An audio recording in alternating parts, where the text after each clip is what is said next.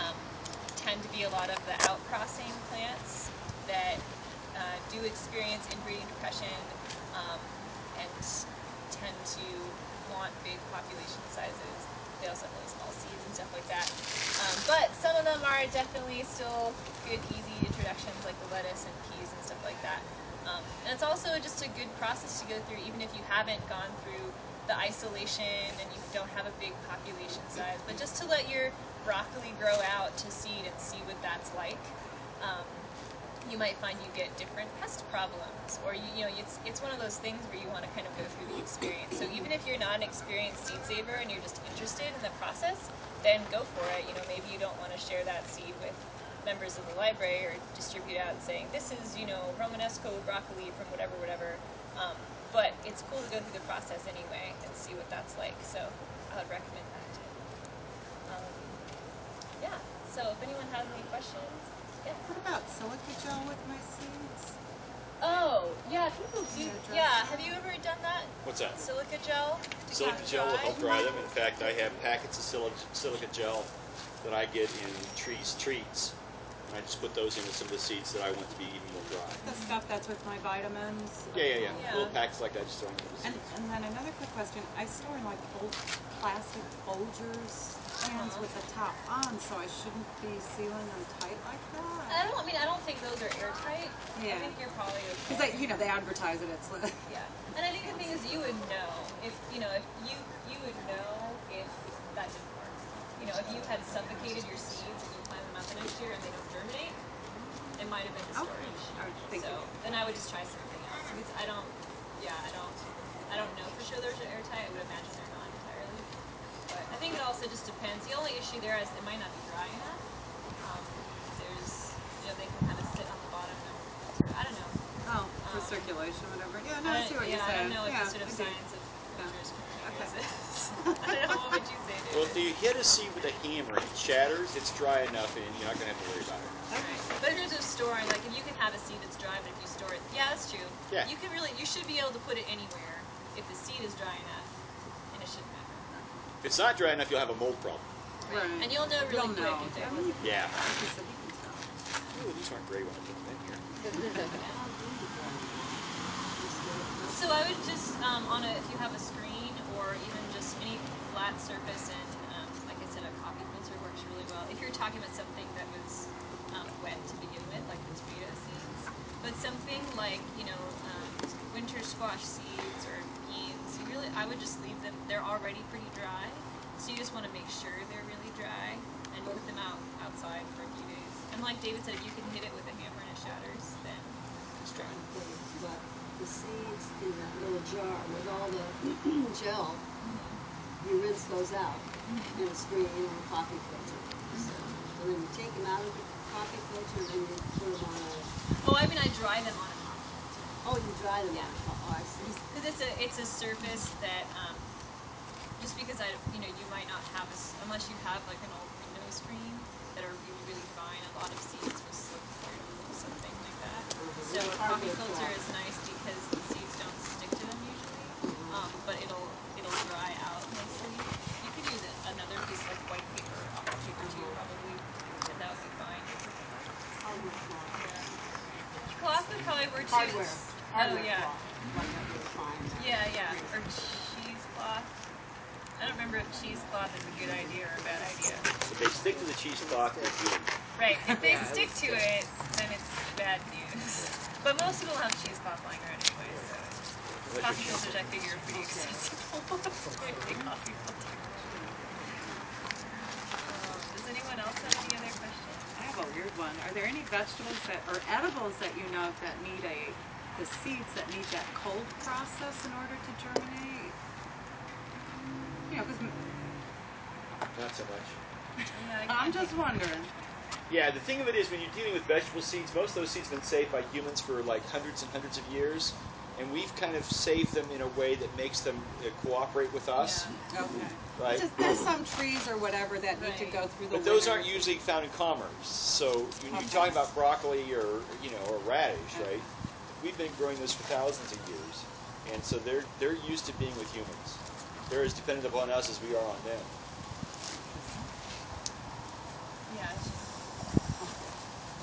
these fabulous New Mexico dried chili peppers. I'll be right there. So he says, the guy in Santa Fe, you can save these seeds, I'll tell you how to do it. I mean, you can plant these seeds. It's so great. I planted at least 25 of them and 5 came up. That's it. So, what do you think? It might have been that they weren't stored well, and so they died. I took them from the dried chilies. That's what he said to do, so I tried it. There's a lot of different reasons. Mainly it would be just, so something happened in the process, like they didn't dry all the way, or some plants just have poor germination rates. That's the thing about what David mentioned about, plants kind of being reliant on people, and a lot of time, in the domestication process, we kind of made our plants kind of windy, that they rely on us, And so a lot of times vegetable seeds don't have great germination rates, especially those more obscure heirloom varieties. For whatever reason, you might plant a lot of them. I know that's not generally true with peppers, but I have heard that though over the years that peppers are one of the hardest to germinate. I mean, I've heard that over and over again. I tried the chocolate habaneros. Not one of them came up. That's too bad. They're beautiful. I mean, they're not taste like chocolate. yeah. Gorgeous, I think that's one of those reasons why if you are going to save seed and you really want that plant, I would do it a lot. If you have, don't just save one tomato. Like what your example of, I got 3 good ones and then I got 4. I'll take that at 5. But if you have a lot more, it's not as big a deal. When farmers, not that many farmers save their own seed anymore, but when they do, they save a bucket. So you're going to save like a 3-gallon bucket of seed. You're not going to, obviously because you have a farm and you can plant a lot of it, but if you're going to go through that process, you want to make it, it's like insurance. You want to make sure that you have enough of it.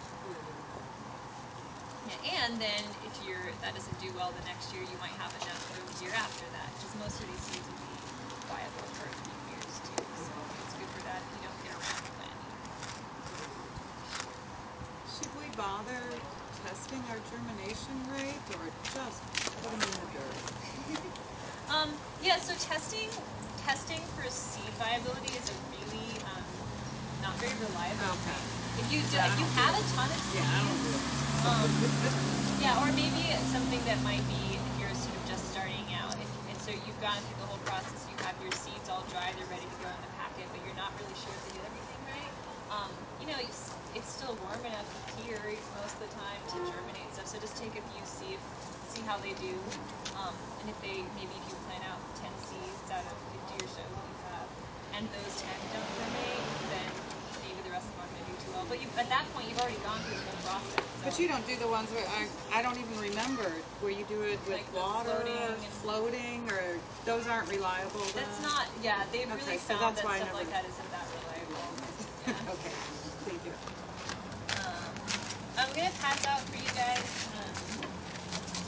This is just a list on one side of different resources. There's some good websites to go to if you're interested in learning more, and some good seed companies too. Though you really should get your seeds from the library because we have 160 varieties. 160 different varieties. Right.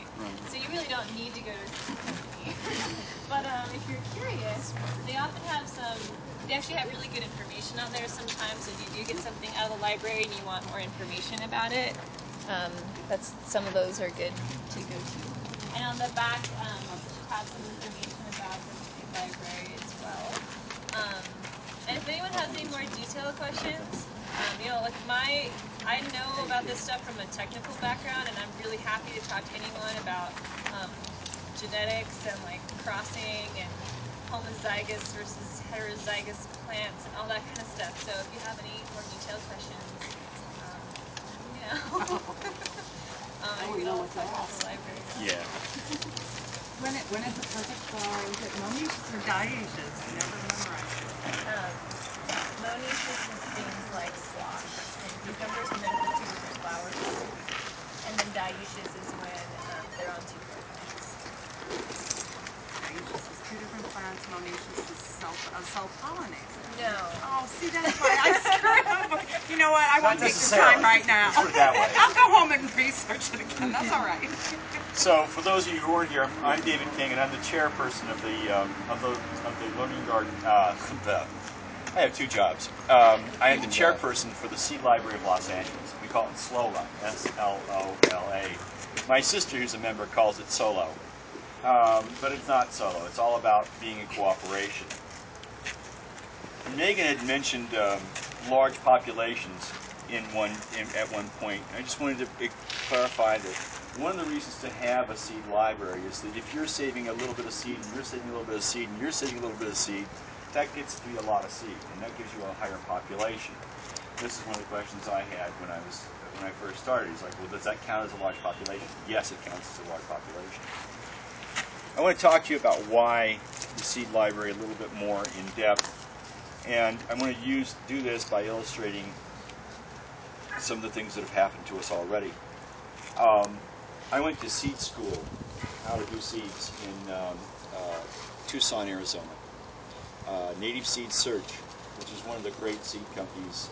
They've gone through all the native indigenous tribes and collected the seeds that they were growing for hundreds and hundreds and hundreds of years. So they have a lot of different corn.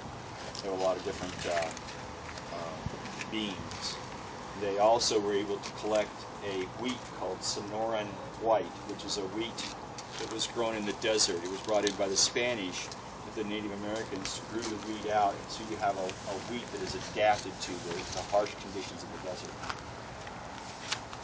While I was there, I learned about some of the corns that the indigenous peoples of America grew. Corn was a big part of their diet. They didn't select for corn. Their strategy was to put it all out there in the field, and in some years this type would survive, and in some years that type would survive, and so they wanted a large mix of all these different kinds of seeds. But primarily they were growing two kinds of seeds. One was the soft flour corn, which really made good tortillas, right? It was the kind they really loved the most. But it had a problem because it was soft, the insects could get into it quite easily. And it didn't keep well. They grew another type of corn called flint. The flint had hard outer sides to it.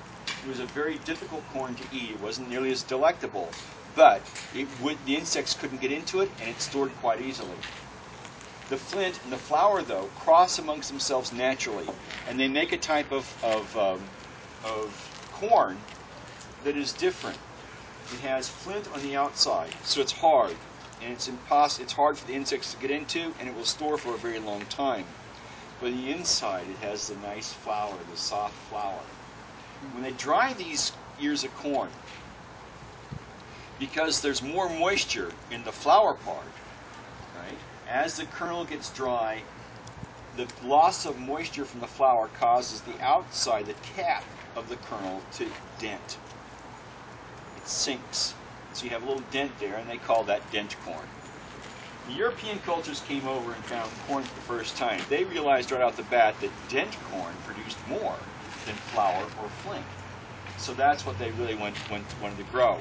And the European cultures didn't like the idea of the red corn or the purple corn. They liked the idea of the white corn or the yellow corn. So they went around and did all their experiments, and they got themselves some very productive yellow corn, yellow dent corn. One man, Reed, worked on it for 40 years, selecting the seed year after year after year, and for about 1888 to about 1938, that was the primary corn grown in America. It was Reed's Yellow Dent. I think it's very famous. You can still buy seeds of it today. But they didn't select for the purple or the red. The purple or the red, it turns out, have higher nutrient values. So while I was there, I said, well, what we obviously need is a purple red or a purple, a red dent or a purple dent. And so they brought out ears, hundreds of ears of this corn that they had gotten from the reservations. And they said, okay, now select the kernels you're going to use for a breeding program. And of all the students there, I was the one that had my program. I had my program before I even looked at these seeds. I'm looking for a purple dent. And I go through literally dozens and dozens of ears, and finally there I am. I've got my hands on a very large ear, all purple, dent corn,